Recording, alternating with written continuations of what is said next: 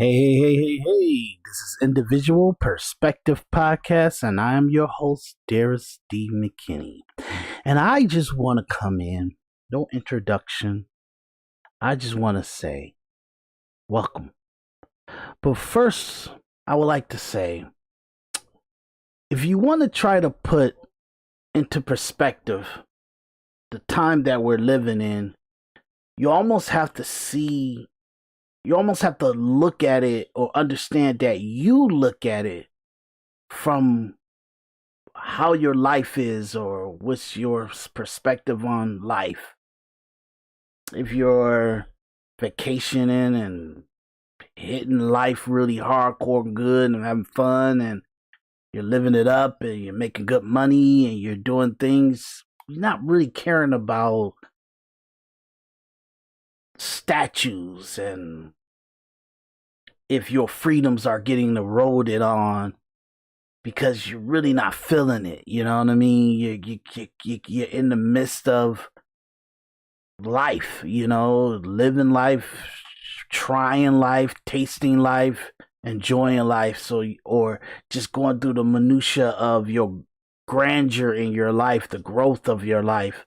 So you're not really worrying about if your freedoms are getting eroded. So you're not paying attention to if your city council members or your state legislators are going to Washington, D.C. on your behalf to represent you, and they're actually signing statutes or putting laws into play that actually take away your ultimate power of individuality. So you won't care about it because you're making money. You're getting good tax return. You're getting good incentive on six figures or more or whatever, or you've been around a certain kind of powerful group of people that you strive and even only wish that you would be part of. So you're not really caring about mundaneness of society. You're not paying attention if judges all over the country or even in your local state are ruling on cases that take away your individuality, take away your fourth, your fifth, your Sixth Amendment right and your First Amendment right, because these are cases that are actually if a judge hears them or deems that they're credible to be prosecuted or put it into an actual trial period, it makes precedent. So once you set precedent, any case law can be used against the citizen because it's not unheard that that case been brought against the citizen. So once we allow judges to rule over frivolous and in unconstitutional cases, we give right to the judicial branch and legislators and prosecutors to prosecute us on things that are not law. These are totally, if there are law, they're illegal laws. And yes, laws can be unconstitutional if it goes against your fourth or your fifth or your Sixth Amendment right, because they make a statute out of it doesn't mean that that fifth, that fourth, and that Sixth Amendment right doesn't exist anymore. It just means that that senators and congressmen put laws in play to overrule your fourth, fifth, and sixth and First Amendment right. I gotta say first, fourth, fifth, and sixth Amendment right. That's what I've been seeing really heavily over the last 12 to 15 years. I always tell people, if you want to understand why people hate Trump, you got to go back to 2012 when he was kind of trolling President Obama about his birth certificate. You get what I'm saying? A lot of people like to say it's further back than that, but it's not. It's the birth certificate thing. You get what I'm saying? And if you want to understand why people support Trump, you got to go back to 2015, 2016 to understand that. And obviously I kind of talk about it throughout all my podcast episode, but I'll go through it detail because I do want to explain the Iran war in a more depth, and I think I gotta dip into a lot of that in order to explain to you guys and everything like that. Only reason why I bring that up is because the world, Hollywood, the powerful, the media, the apparatus, the people with the most biggest microphone, and it's almost like the devil. Like, you know, they always say the devil, when he was in heaven, he was the best looking angel in the world, and he played music that everybody loved, and he was like a great rock star in heaven. And that's what social influencers, comedians, celebrities, movie stars, musicians, politicians, senators, congressmen, presidents, lawyers, judges, we have put them in such a high astute, but the truth of the matter is that 99% of them are Lucifer. They're just a persona of flawless and greatness, but their motives are demonic. And I'm not even going to say demonic because that sounds like I'm a radical Christian and everything like that, and I'm not. I'm just being philosophical to what's accurate in reference to human interaction and human behavior and human experience. We all know the devil. We all know Jesus. We all know God. We all know good. We all know bad.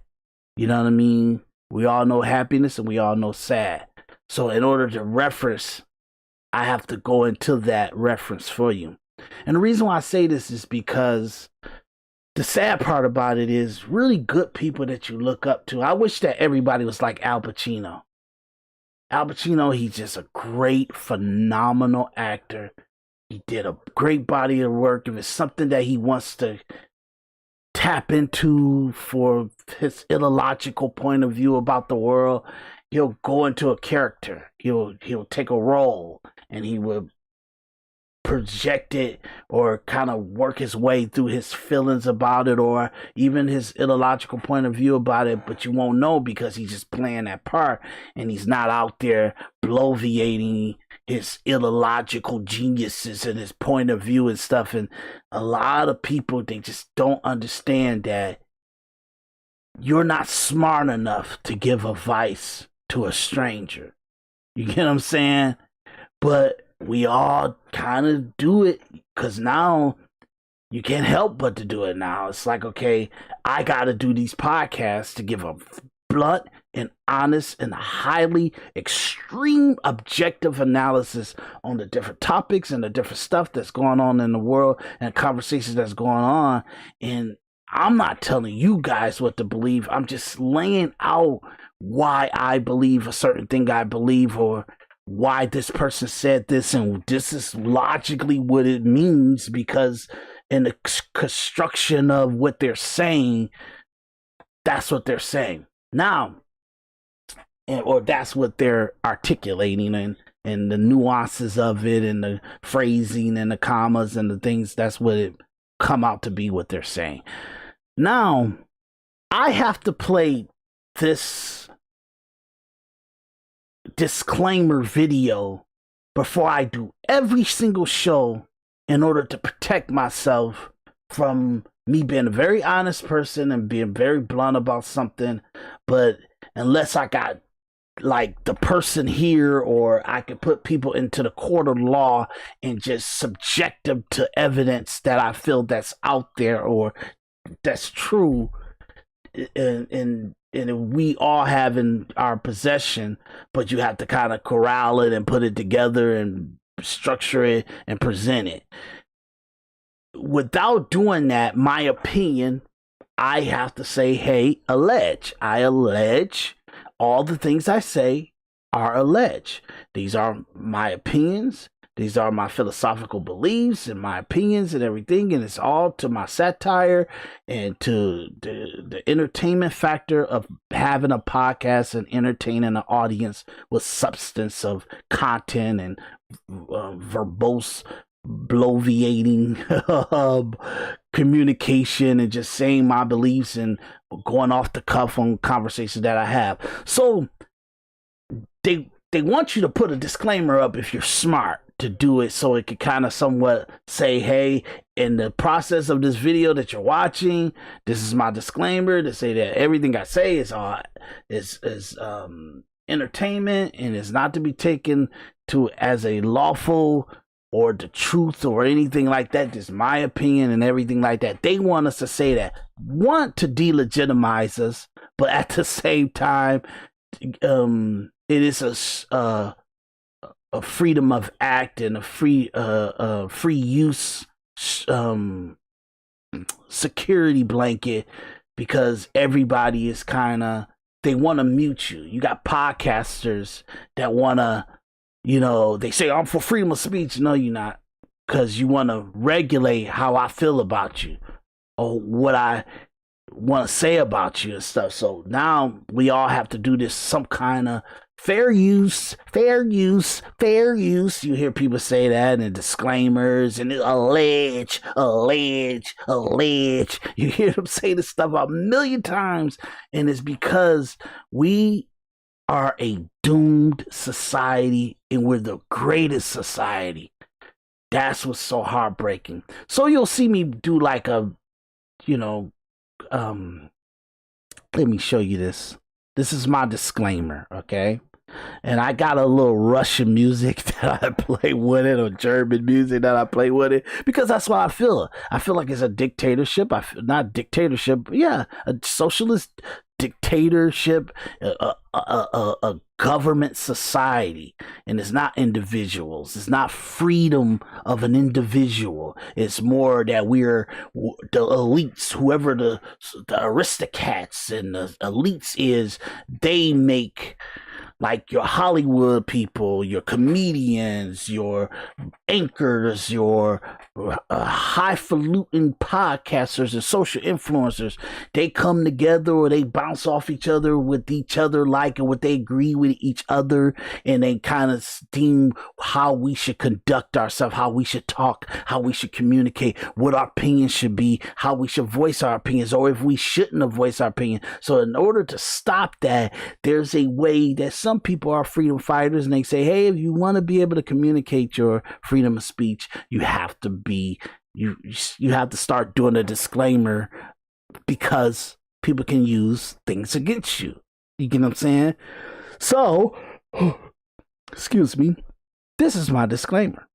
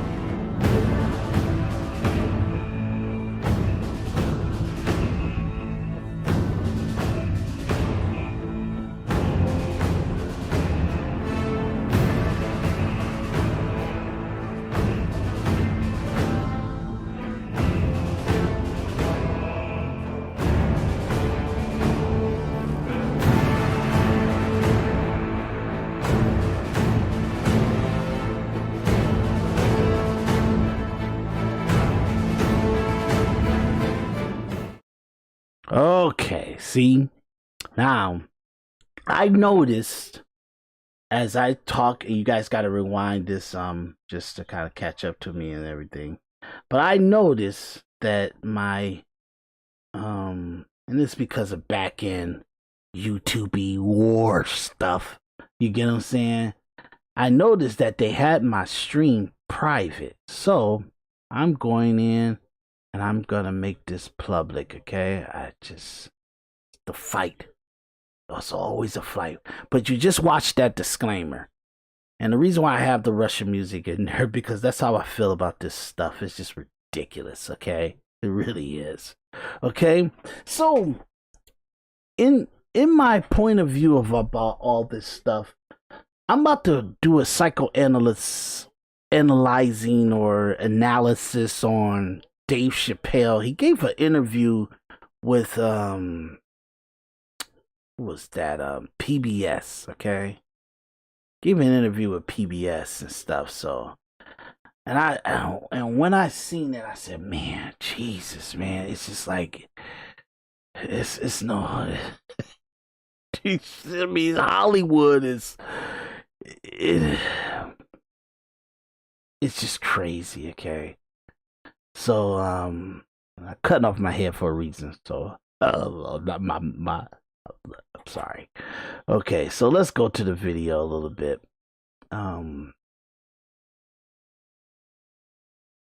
This is what I seen in my feed to be a little bit more clear about why I'm even talking about this thing. So let's go to the video. Okay, turn on the volume. Let's start it from the beginning. This is what I seen in my feed, and I said, man, Jesus, I just don't like it, but you gotta. It's just, man. Here we go. How do you think he's doing? He's joking, right? Man, come on, man. Nobody wants to feel this way. I don't think anybody wanted a war. They definitely didn't want to arguably lose one. But when you're asking him to please do better, what was it in that moment that you were asking the president to do and to do differently? Well, I believe in that same monologue. I reminded him that everyone on earth is counting on him. Yeah. I think I made the point that the presidency is no place for a petty person. So personally, I would say that, you know, anyone in any type of leadership position, or even like a nightclub comedian like me, we have to suffer slights and injuries, and we have to kind of just let some things go, and we have to focus on what's actually important, and not cultivate a broth of confusion, which I believe he's doing that, you know, but, you know, for political expediency or whatever reason. I don't understand his methodology. But I just know that Americans, I think everyone wants to have some semblance of peace, and they get there different ways. Some people think there's different things threatening their peace, you know. But being a president seems like an opportunity to be a very unifying force. And I feel like perhaps he squandered that opportunity, to put it lightly. Okay, see? Okay. So, we're gonna... So funny. So funny. So funny. So funny. I'm trying to, like... because I like Dave Chappelle, and I think he's awesome and stuff like that, but... he is known to be a comedian that has this, wow, I never thought of it that way type of, you know, joke set up, and then he, you know, set it up and he like, oh, well executed, Dave. You did an awesome job in delivering that joke and blowing my mind, okay? That's how a lot of people look at him. Even if you, like, for me, I've been doing kind of somewhat podcast commentary for a long time. You know, that you could track me back probably 2015.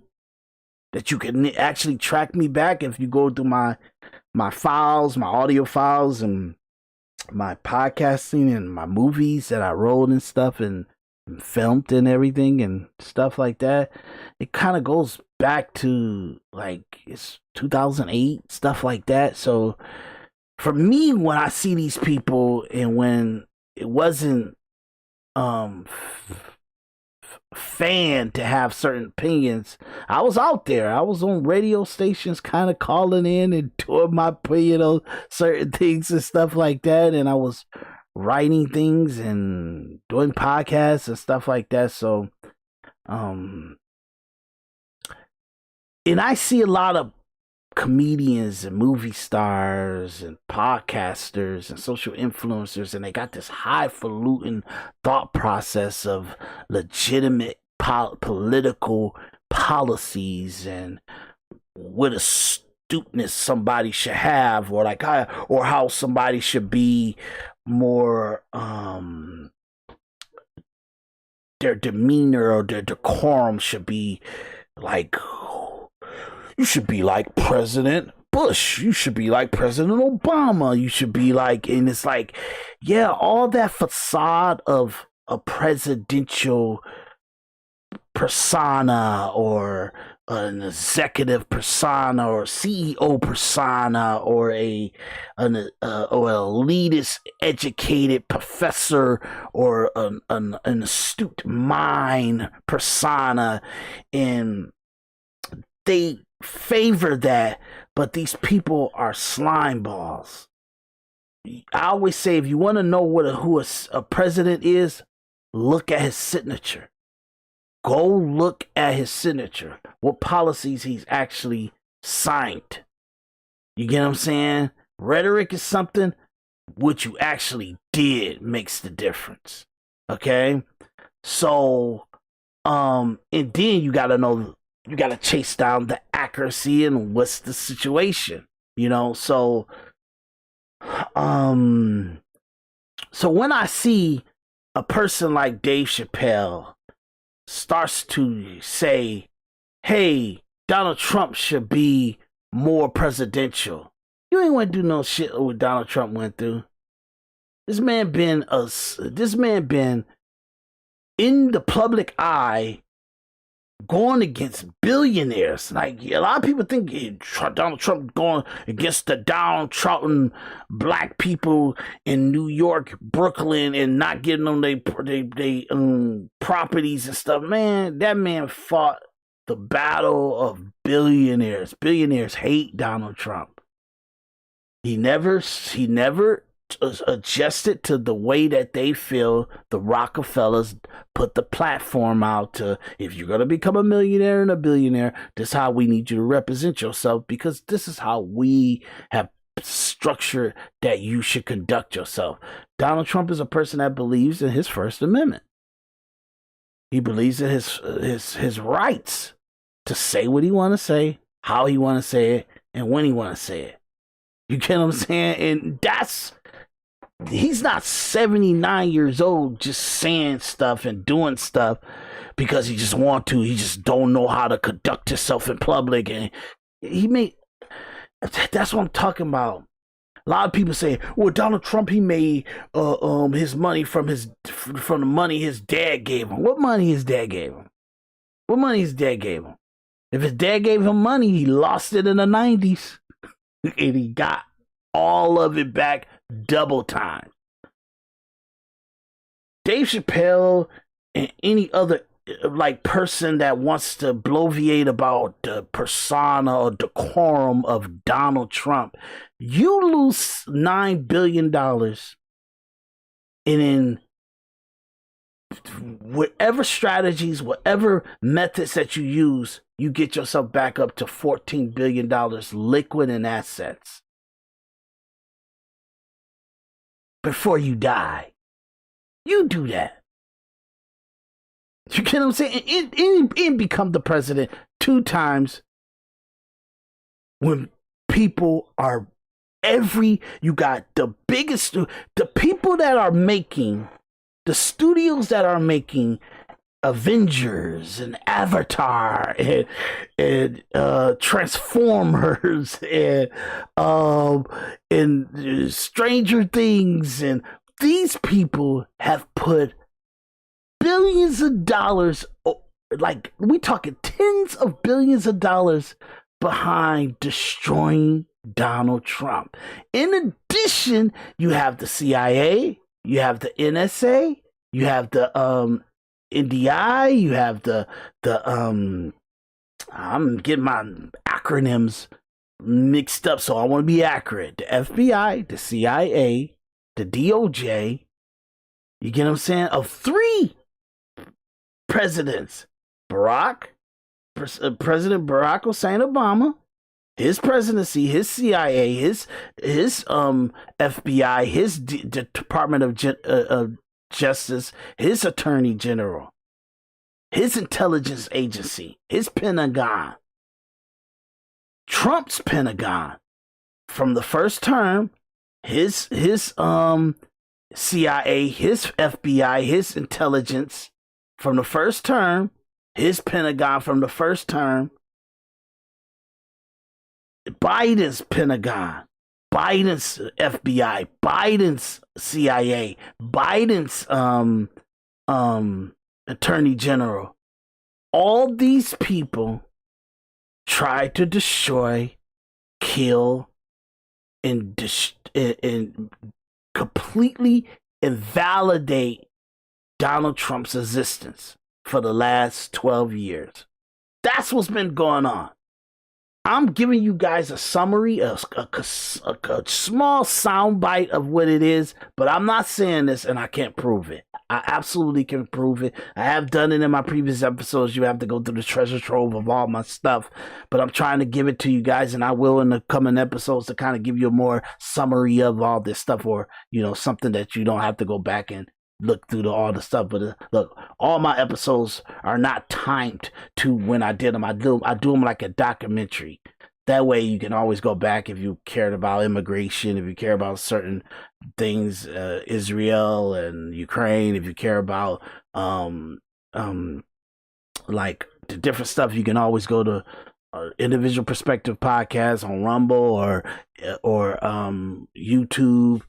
You can hear that stuff. You can hear a lot of my 2015 like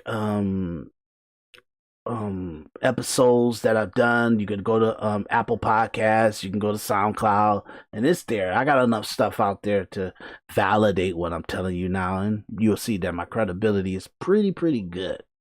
So then after all that stuff that I told you about, they try to kill him, and then they try to put his kids in jail and destroy his kids and destroy and take everything from his companies. They try to destroy this guy. You get what I'm saying? And I could take you through the Brooklyn apartment complex situation and a very objective analysis of it. I could take you through the Central Park Fives, a very blunt objective analysis. I could take you through like the Trump university cases and stuff. I could take you through this stuff. I could take you through the birther, like Barack Obama's birth certificate situation, and I could take you through the 2016, 2015, the Stormy Daniels to the Russia Gate type of stuff. I could take you through it and tell you the bad part about this is, and I'm telling you guys, I would not lie to you. Just you got to give me credibility, or you got to give me the chance that you go look at my previous episodes and I walk you guys through this stuff. You got to give me the opportunity to give you the facts and the evidence and objective analysis. But when I look at Donald Trump's life over the last 12 years, but let's go crazy, over the last 40 years, 40, 50 years, I can say that I was shocked to see how clean and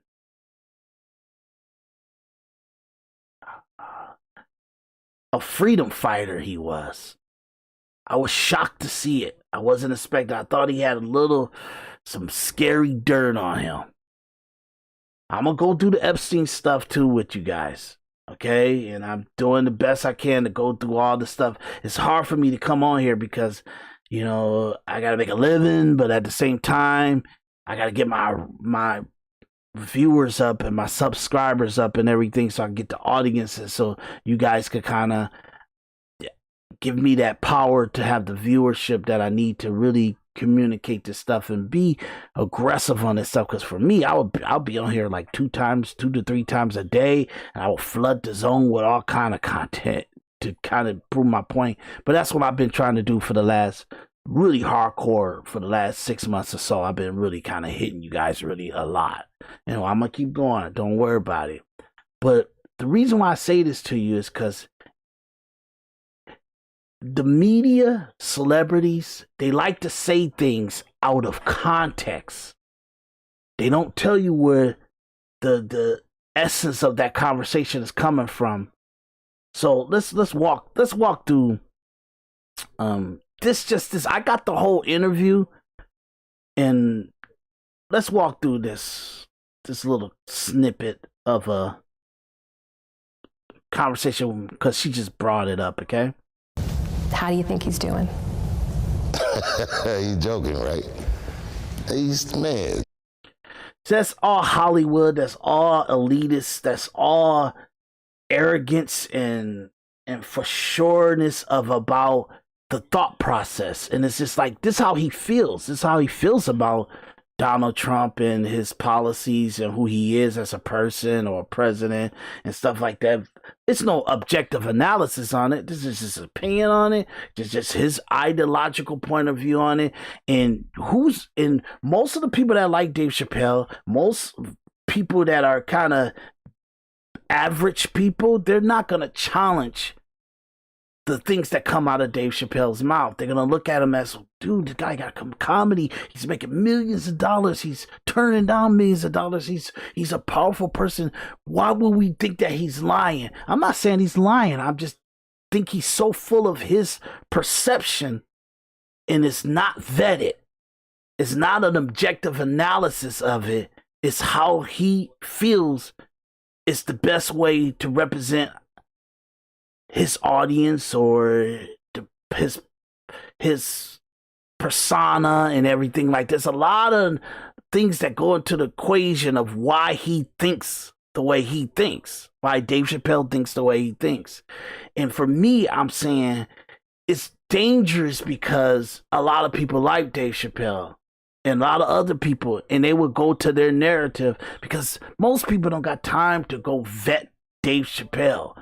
Whatever he's saying, go look it up. Go do this treasure trove of, okay, what did Donald Trump say in that interview? Okay, what did Dave Chappelle say on Saturday Night Live and all that stuff? And what message he was trying to get to Donald Trump, and him really sincerely saying, oh, we want you to win. You don't want no damn Donald Trump to win. You get what I'm saying? He thinks Dave Chappelle probably thinks Donald Trump is like a white supremacist and a racist, bigoted guy. He don't think of him as like a person that's fighting against people trying to tell him how to be. You get what I'm saying? And Donald Trump is a person that's more like, hey, you get what I'm saying? Don't be fake and be loyal.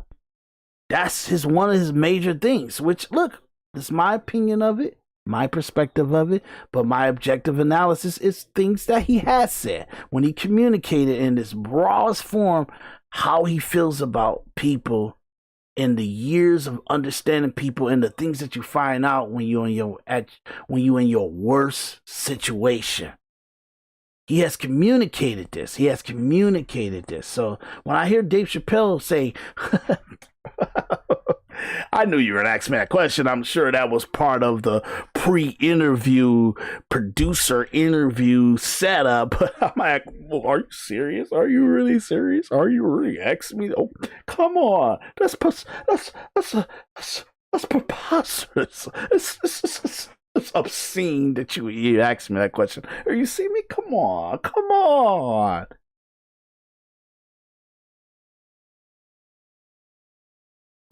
man. Nobody wants to feel this way. Nobody wants to feel this way. He got everybody. We're so terrible. Yeah, I don't like the gas stuff. Oh my God. The Iran war, I'll say this again because a lot of people Y'all think I'm like some Trump loyalist and all that crazy stuff. No, I'm about individuality. I care about individual freedoms, individual power, and if anybody can give me more of that back from our system, from senators, from congressmen, from the Supreme Court, from the judges, from Hollywood, from the elitists, from the overbearing dominant people around us and stuff that wants to belittle us and take our individuality away from us, I'm against that. And I fight for freedom, true freedom. I think one of the things I feel that President Obama did was he showed a lot of American people that you really don't like your freedoms. You can't really want to be able to overthrow your own military with all the citizens grouping up together and overpowering the military. You can't really want that. That's your Second Amendment right. Your Second Amendment right is for the true power of threat and destruction is in the hands of the citizens. That's what the Second Amendment means. Okay? You can't really want that. That's what President Obama made Republicans and Democrats have to acknowledge. They really don't like their true freedoms. They really don't like the Second Amendment. You really don't want people to say anything they want to say. You know what I'm saying? You want to micromanage that. You want to have hate speech. You know what I'm saying? And you want to regulate if you could get your whole life taken away from you in court proceedings and civil litigations because if we can't put a person in jail for hate speech, we can civil them the hell out of them. We can Me Too these people, even if we can't prove that they did anything, we can could destroy them. So, trust me, most people understood going through President Obama's administration and the things that President Obama put in place and allowed to happen and advocated in this country that most people don't like their freedoms. Me, I love all my freedoms, all of it, all my individuality, and I hope that you do too. But obviously you don't kind of understand what your individual rights are. And your rights are not to have the majority people have the same outcome as you. It's for every individual citizen to have the outcome that they pretty much live their life to have. You get what I'm saying? So some things we have to regulate. We have to regulate where we live and who's our neighbors, who's our friends, what kind of environment that we're in, what kind of interactions that we're having, what kind of things are going on in the far perspective of our periphery. We have to regulate that in order to be able to enjoy the majority and the fullness of our individual freedoms.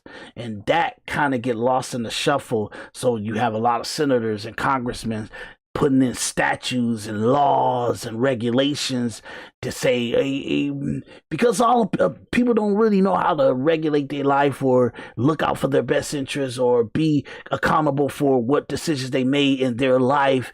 We have to put these laws in play just in case you're not watching where you're going.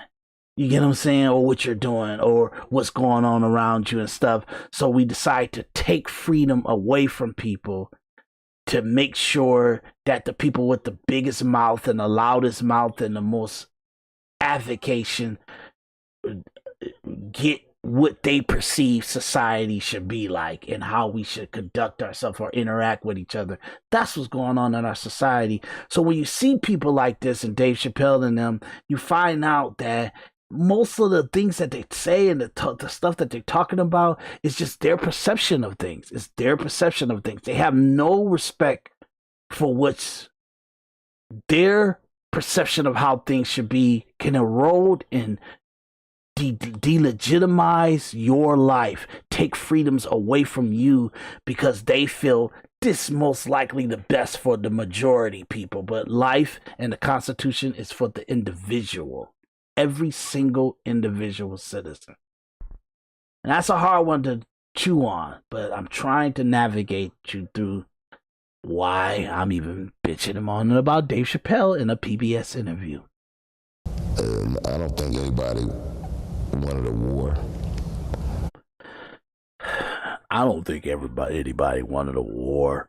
I didn't want a war either. I think it's ridiculous. I'll say this again because I gotta weave back to my point. Okay.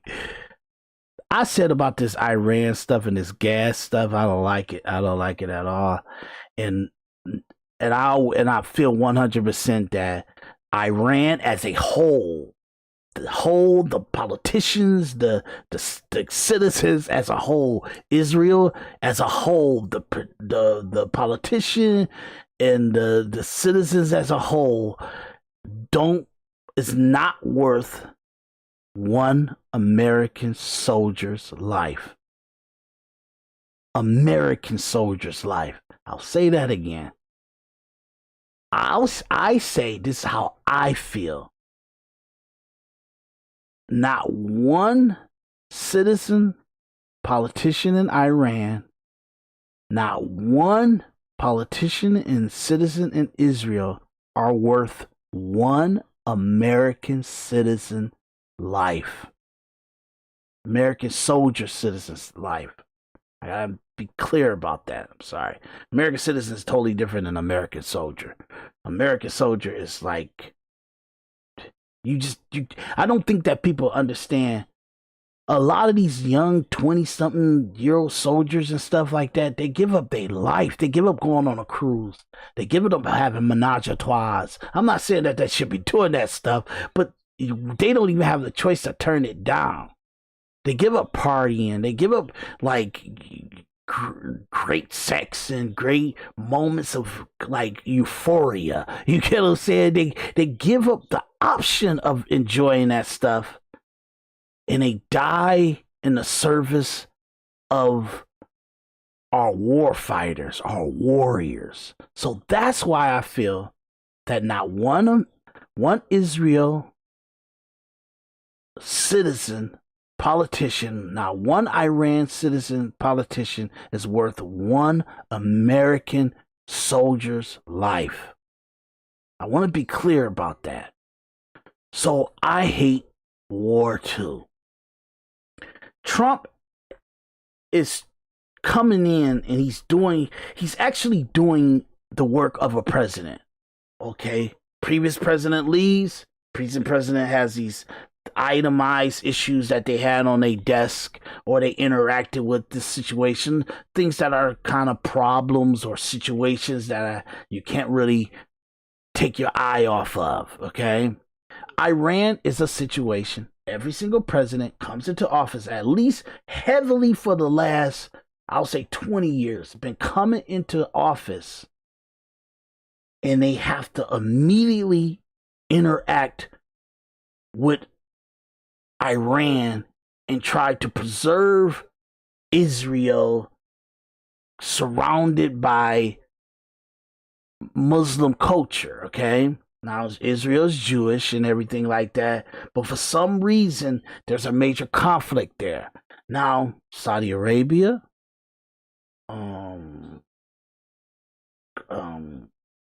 Dubai, Qatar, stuff like that, the UAE pretty much, Bahrain and all of them, and Iraq, and a lot of the major hubs of Middle East, they somehow found a way to not want to destroy Israel and find a way to kind of do business and interact with them and be civilized with them.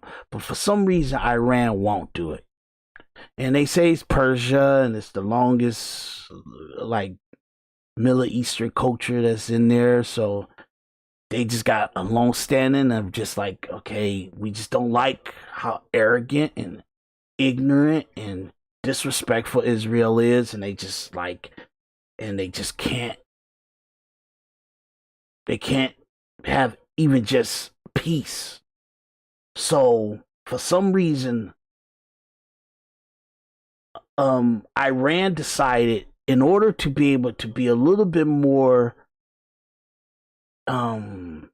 effective in what the outcome that they see for Israel, they felt like they needed to do what Kim Jong-un, his family did in North Korea. You have to get a nuclear bomb.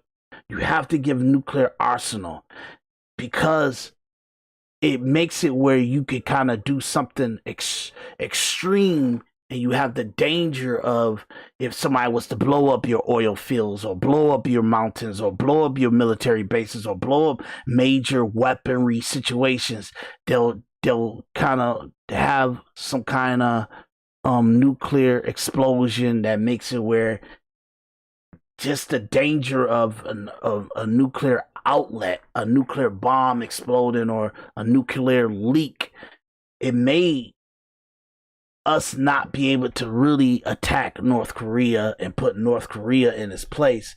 And we have to somehow leave them alone, or kind of find a middle ground with their behavior and how they want to respond. And it's almost like we got to somewhat feed them and give them legitimacy and give them economic value and give them some kind of saying, hey, we'll give you this kind of money and we just won't talk about it, but we just making sure you don't do no stupid stuff where we got to go to a nuclear war.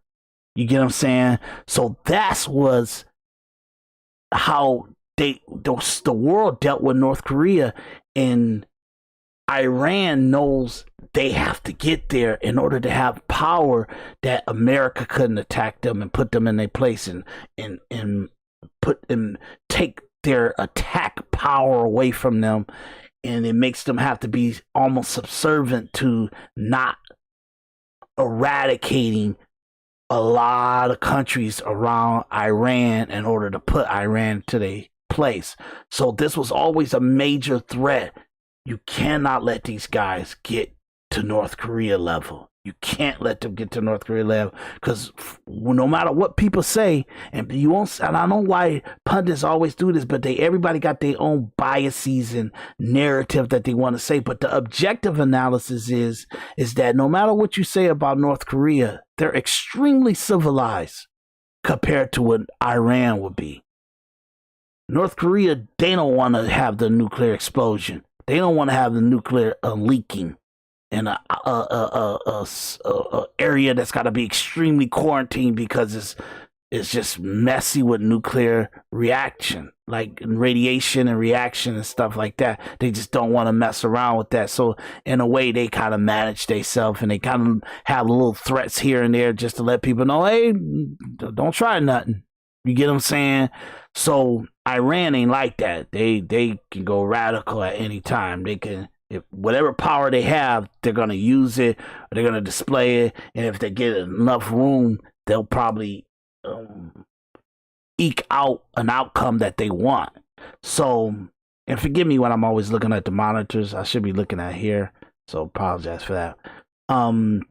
So the mission is always with every president, even Barack Obama, President Obama, it was always to manage Iran. But the way that we managed them kind of gave them a way to have a little bit uranium to build a bomb. Not assemble it, but make enough uranium in their facilities or in their nuclear uranium processes and chemical processes, but not assemble it. And we let them do that through President Obama's situation, through Bush situation, through President Obama's situation. And Trump was like, nah, if you let them have enough uranium, sooner or later, it's not about if they assembled it into a bomb. It's that you're giving them that power to, at any given time, to assemble it. So Biden took his eye off the ball when President Trump's first administration was off. And because President Trump, he was going into a deal with Iran on his first term. He was like, hey, let's do a deal. Y'all want to do a deal? I want to make y'all rich. I want to make y'all like have apples inside your country, and y'all have great grocery stores and great manufacturing and all kind of stuff inside your country, and we can really make you guys happy and do good economic value for 99 million citizens. We have 350 million people. What we could do for your citizens in just taking manufacturing power away from China, taking produce and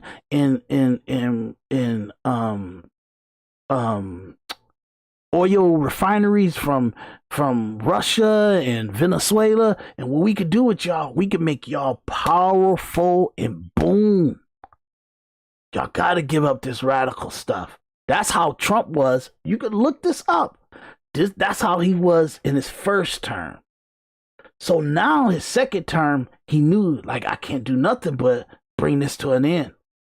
I gotta wrap this up.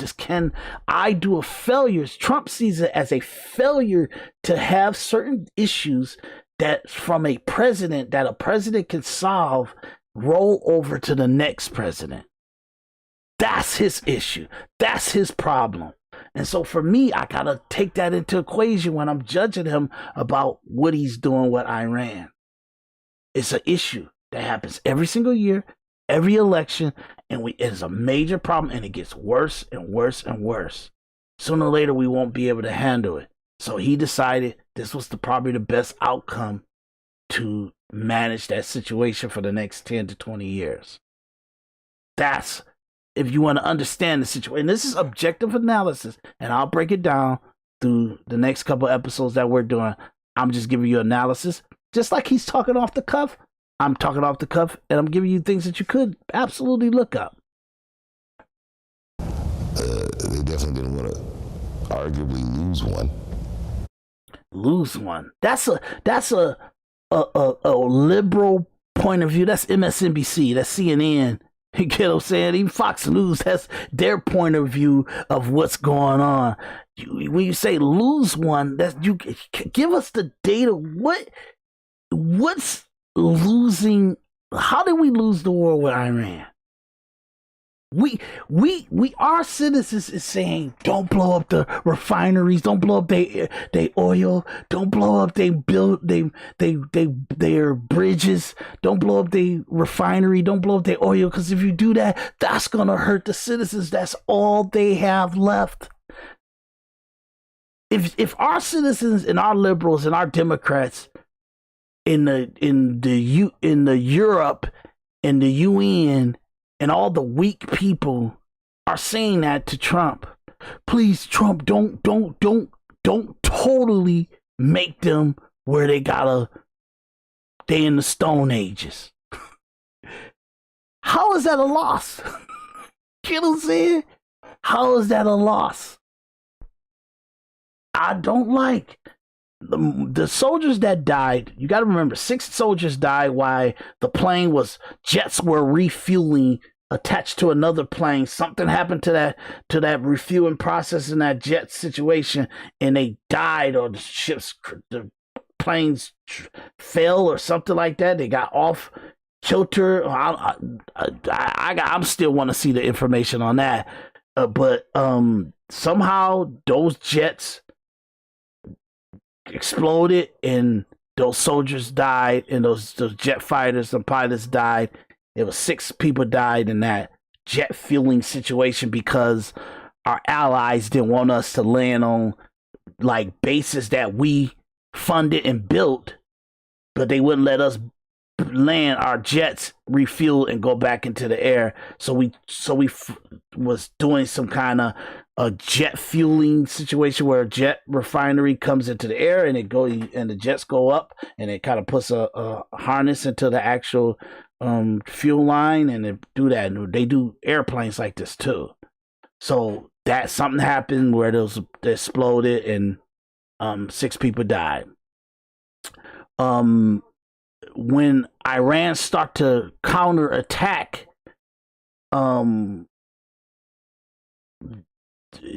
Iran had a plan to not only attack Israel in opposition or whatever planes were coming in and dropping bombs and stuff, but if they can't do anything, attack all the countries around them they decided to have that part of their precaution plan if somebody wanted to finally do something to handle them. And they decided to shoot missiles in Iran. I mean, shoot missiles in Bahrain, in Qatar, and Dubai hotels and stuff like that, and in all the military bases on the area that they can reach with their missile program. And some of those missiles came through a air defense system, and they hit our military base in Kuwait, and we lost 7 soldiers there. That's what happened. That's terrible. It's horrible. I can't say it was worth it. You get what I'm saying? But he can't think like me. He's got to think about the overall issue. What is the problem? What's the issue here? You cannot let Iran keep funding terrorist groups and militias in different countries, and we got to always have militias well funded by oil money from Iran that buy weaponries and stuff, and they always have these they got a lot of the terrorism that we see in the whole continent, in the Middle East continents and everything. Most of that comes funded from Iran. You get what I'm saying? So he felt like it was a time to finally deal with that, or at least handicap that for decades, and that's why he made that decision. So we're not losing. You get what I'm saying? And what did he say over here? Let me back it up just a little bit. Arguably lose one. That's crazy. That's an opinion. That's a subjective opinion. That's an emotional opinion that he having. It has no analysis on it. We're not losing. Of course we're losing casualties because we're being effective in a certain big way, and certain things of not knowing we're gonna find out. And when you don't know what the counteract is gonna truly be, what the full counteracting of the enemy is gonna be, then yeah, they might do some. If the elevator's taking you down, just go crazy. They might do something like that, and it might actually make us have to take some casualties that we wasn't expecting. But you can't be perfect in the world. We got cops every day that go out their house and they think they're going to end up coming back home and stuff, and we're seeing hundreds of cops every year not make it back home because the normality of patrolling, protecting, serving in a neighborhood, or being a cop is that you might have some casualties every single year. That's the business model of police officers. That's in cities in United States of America. The business of the military is that most military people are raised. These are people that we have hired, or they have volunteered to be killing machines. That's what a military is. That's what the job of soldiers are, to be legal murderers. Okay? That's what they are. So we may have become so evolved and neutered that we don't really look at them like that. So the bad part about it is, I just, as a personal human being, as a personal citizen, I don't like our soldiers getting killed for people that are not worth their lives. I just don't. I feel like, America's soldiers are so important and they're so valuable that we have to put them towards things that are great and big and momentous and evolving to strategies and overall outcome. If we lose people during that process, then we mourn them and we respect their lives and we take great care of their families, and like all the billions of dollars we waste and trillions of dollars we waste, billions of dollars should be given to our soldiers. It should not be the wounded warriors got to build houses for them and put them into homes and stuff like that. Our military budget should have that in it, that every soldier, every wounded soldier, every soldier that comes back from war or we lose people to war, they should instantly have conch blanc. It's $1.8 million to give a person a full economic valuable life do living. So at the least we should, I know you should not put a price on anyone's head, but $3 million is the value of an American soldier's life. If you're going to put a value on, this is an objective, crazy podcast. I tell y'all that. Individual perspective. I've done the numbers, and there's not one soldier that, if you lose a soldier's life, at the least, that's where our mindset should be at. Because that's devastating. We just lost somebody extremely valuable to our society. That's how I feel, and I don't feel like the whole of Israel, the whole of Iran, and whatever's going on over there is worth one American soldier's life. But I know that's a harsh. I hope I don't get pinged on that. Okay. But so we're not losing. We're just taking. We're doing something extremely big in putting Iran where they need to be at, and that's a big task. And it so happened to be, we didn't even want to lose soldiers, but we lost 13 soldiers' lives. And it sucks. And he's got to wait that as a president on a day-to-day basis and for the rest of his life. And I'm sure it's hard for him. Any president. I'm sure it's hard for them. So, when you're asking him to please do better, what was it in that moment that you were asking the president to do and to do differently? Well, one, he's the president. Dave Chappelle ain't no president. He would never give up his life. He would never give up his lifestyle. He would never give up his freedoms.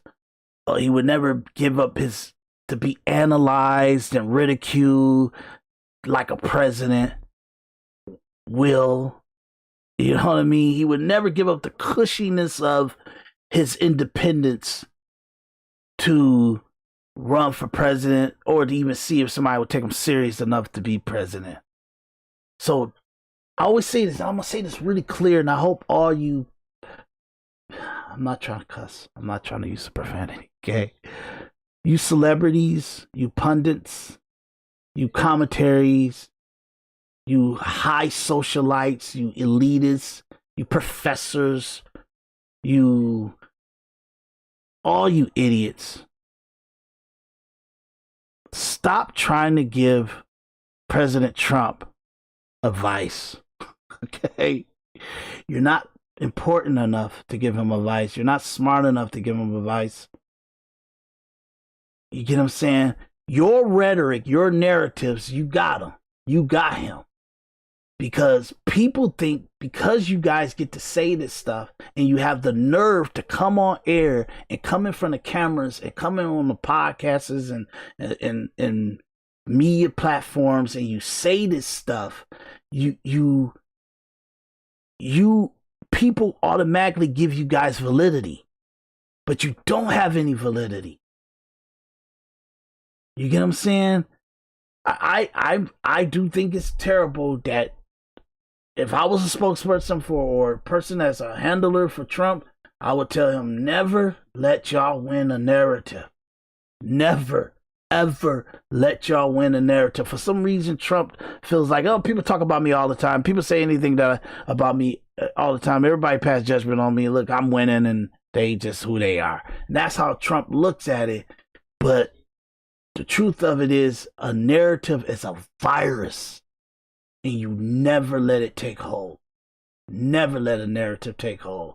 So when all these celebrities and these politicians and these Democrats, Republicans, musicians, actors, comedians, pundits, commentary, news anchors, when they start bloviating, saying all the crazy stuff that's inaccurate, don't have any logic to it, don't have any objective analysis to it, when they do that, you give them power, and you give their narrative power, and you give that opinion oxygen. Never let them win a narrative. That's how I am. That's how I am, but obviously he's really dealing with real stuff and dealing with real decisions that he can't always fight. He tried his best. That's why he's hardcore on that Twitter, and he's hardcore on that Truth Social, because that's his voice when he could try to chase down and try to fight off the narratives that's out there. So Dave Chappelle, be a comedian. Tell jokes about Trump. Tell jokes about the public. Tell jokes about me. Tell jokes about everybody. That's the best you can do. Don't give no opinion. You're not valuable enough to take opinions for presidential. Business, being a comedian or something like that. Yeah. You're a successful comedian. You're a successful entertainer. And that spilled off into real estate, I'm sure, and big portfolios and stuff. And you lost and gained money so much, and so been famous for so long that you're able to even know how to keep all your money for your kids' life. Believe in that same monologue. I reminded him that everyone on earth is counting on him.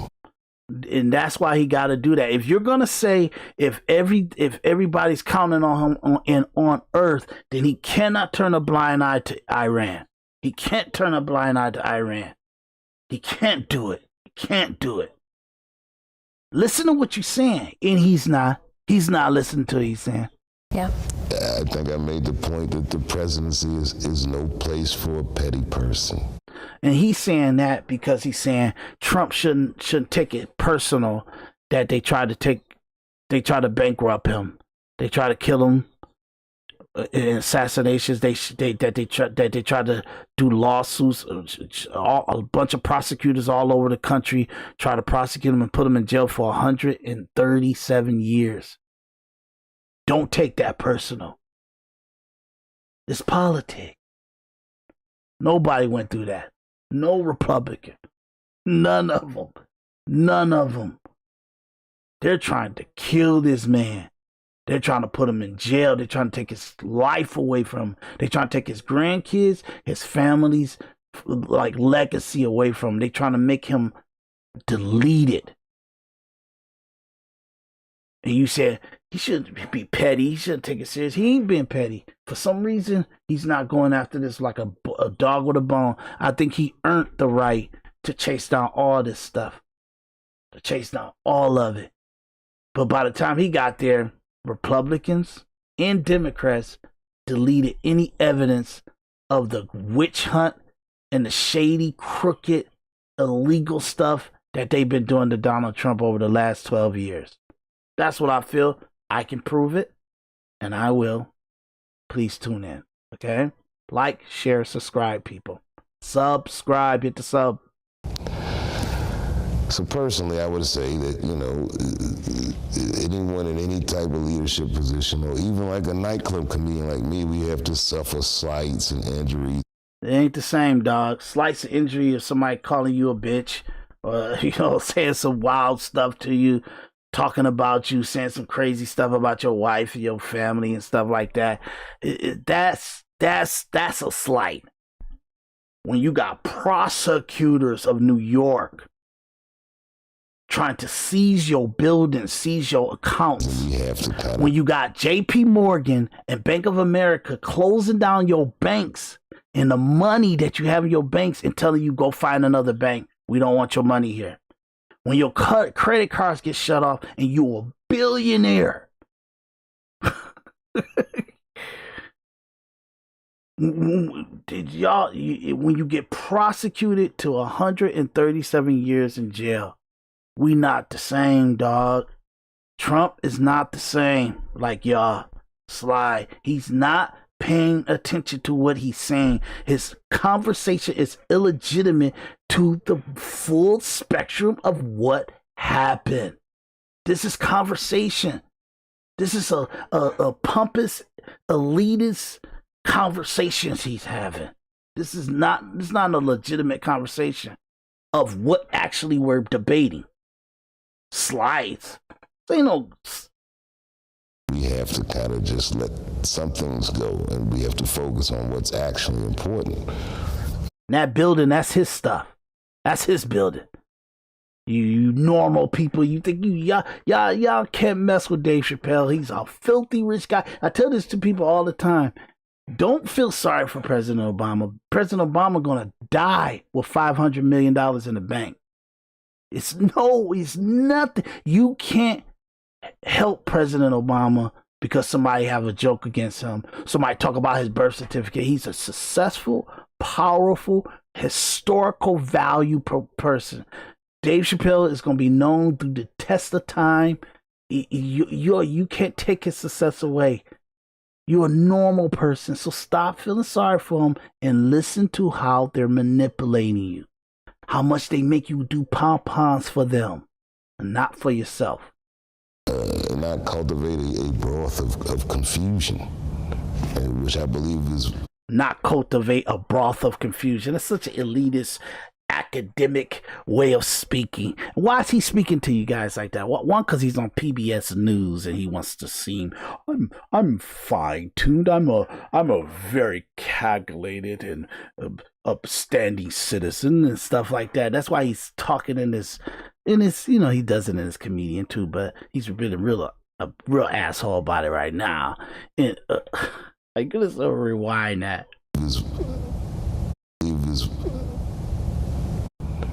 Which I believe is not cultivating a broth of confusion. Cultivate a broth of confusion. A broth of confusion. Like is that chicken broth? Is that a broth of confusion? Let me look that up. I don't want to be ignorant, so I like to look at stuff. Broth of confusion.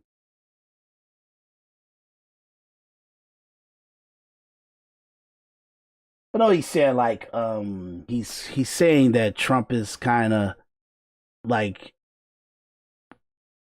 he's kind of setting. How can I say that? I'm gonna be accurate about how I give terminology to this. He's saying like he's advocating or he's simmering up confusion and chaos and stuff like that, and that's talking points by liberals and social and MSNBC and CNN. That's how they talk. Confusion. Broth of confusion. I love it. Broth of confusion. I don't think that's a phrasing, but he said it. Broth of confusion. I'm thinking that broth means like simmer, like it's like a simmer, like simmering. I don't know if I'm right about that, but I'm about to look up broth. Like a simmer, savory liquid made, broth. Yeah, it's like a soupy mixture of things and stuff. So it's a broth of confusion. I like that. Broth of confusion. Something that he came up with, because I don't think it's a phrasing. Okay. And they talk about it as chicken stock and a liquid with which meat, fish, central grains, or vegetables have been cooked. A fluid culture medium. So it's like a mixture of something else. A simmering mushroom, so it's like the simmer of smoke and mist and stuff like that coming from a pot. You get it. A broth of confusion. So it's like a soupiness, a mixture of or a liquid of everything, and it's just confusion and chaos and stuff like that. So another way of saying chaos, pretty much. Which I believe he's doing that, but for political expediency or whatever reason. Political expediency? What political expediency is he doing? His supporters, they hate politics. They hate politicians. They don't like the verbiage of it. They don't like the communication of it, the politics of it. He didn't get no favor with. He get less day to day. Trump gets less favorability from the Republicans.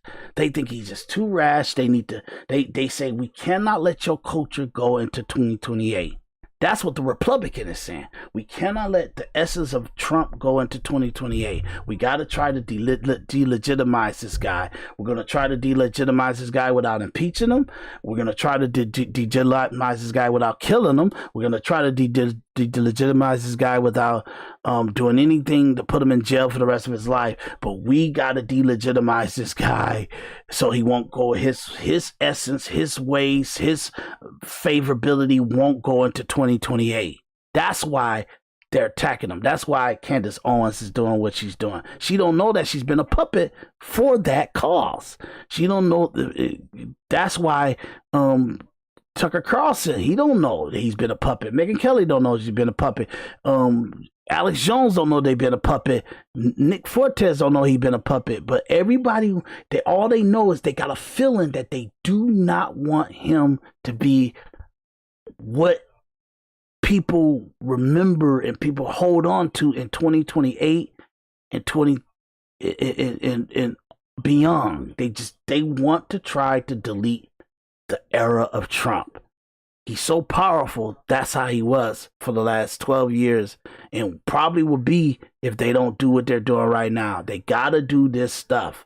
So I hope that Trump paying attention to that.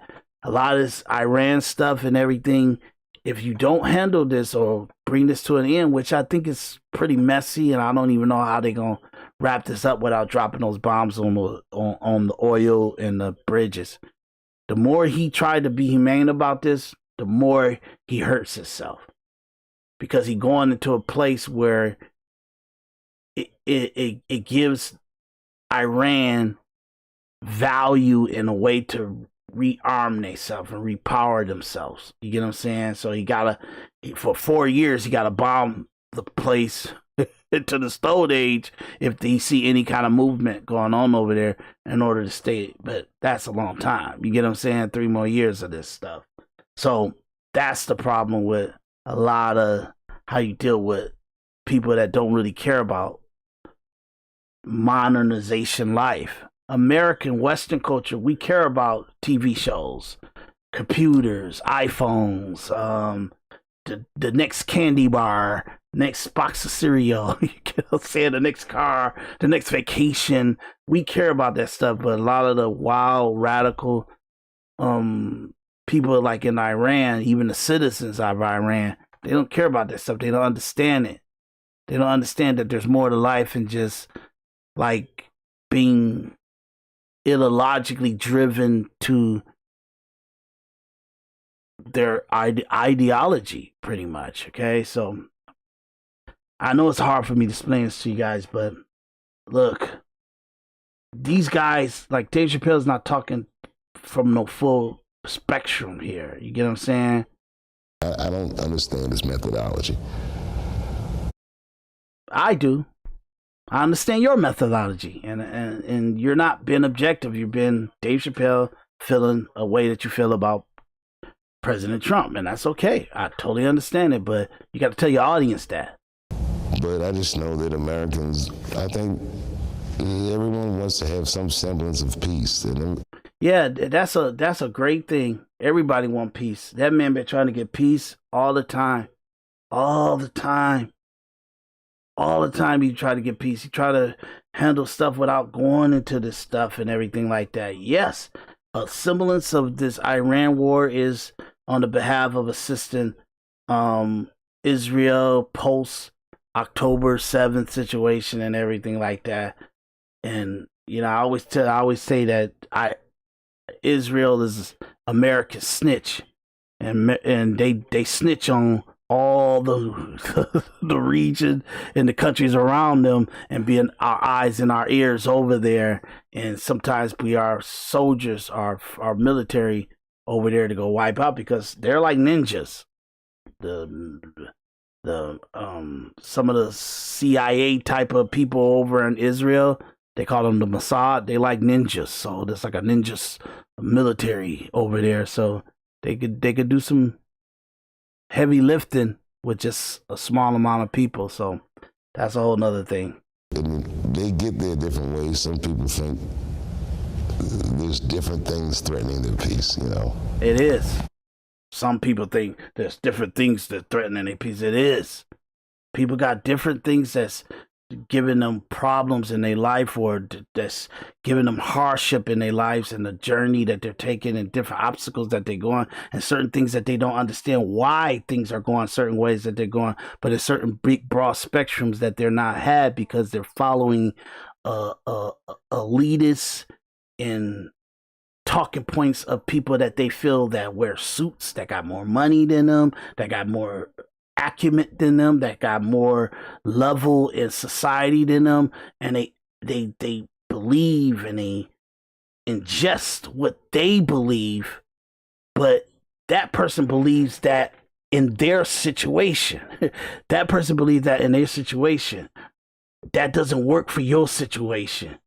You got to be a little bit more objective. I always say the richer you are, the more subjective you could be. It's more narrow-minded you could be. The more out of context you could be. The more economically not, how can I say, the less rich you are. Not that you're poor or anything like that, but the less rich you are, you have to be a little bit broad spectrum. You got to know what's coming from multiple directions and what angle people having and why they said that what they said. What does that mean? If you respond in this certain way, what's the outcome? If you respond in this certain way, you got to have a broad spectrum. The least rich you are, the more rich you are, you could be narrow-minded. You don't have to have any perspectives in how your opinion might affect another person if a person advocates your opinion. That's what's going on here. And that's, I'm telling you guys, it's a subjective analysis. And the reason why I'm taking you guys through this is to show you an example of how individual perspective, how I deal with the things that are going on in society and our culture and politics and our lives and stuff like that. I just give analysis on what's going on here. And because I consume everything as much as I can, I'm able to kind of navigate through a lot of this. But being a president seems like an opportunity to be a very unifying force. And I feel like perhaps he squandered that opportunity. That's wild. For him to say being a president is an opportunity to be a unifying person, and he feel like he squandered that. President Obama did too, okay, if you feel that way. But really, nah, I think that's the way you feel. And if we go through the data and we go through the tapes, you'll see that he's making a hell of a I feel that he's making a hell of a attempt to be very unifying. And people just hate Trump, man. They just hate Trump. You get what I'm saying?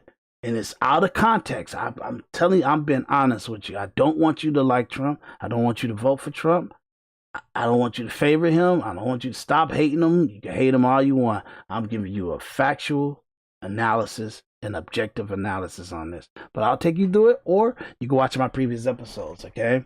So I could take you through the full episode. Is about 32 minutes. You get what I'm saying? I would love to walk you guys through that. We're an hour and 24 minutes in. I'm going to stop right here, and maybe I'll do a continuation with this in the second part of this, where we just go into the 32 minutes and give a little bit more context to it. Like, share, subscribe, please. Like, share, subscribe. Please subscribe. Don't just like, subscribe, okay? My name is Daris D. McKinney. This is Individual Perspective Podcast, and we will be back. I will be back. I just wanted to come in and give you guys analysis, let you see how my lives are going to be and what we're going to be talking about and how I will navigate through podcasts and everything. I got to stop looking at my monitor and look at you guys, okay? But check you guys out. Now you get to see my intro. You know, it's just a cool little intro that I didn't play. But you got my disclaimer, okay? I'll see you guys on the next episode. And like you know what? I'm gonna come back and I'm gonna do the 32 minutes. We're gonna walk through that, and you pretty much. But I want you to see some of the high society things he's saying. The stuff that goes on inside this interview. That and then put it into total context of the full interview, so you can navigate the full conversation, because I think it's interesting. But my name is Daris D. McKinney, this Individual Perspective Podcast, and I will see you guys on the next one.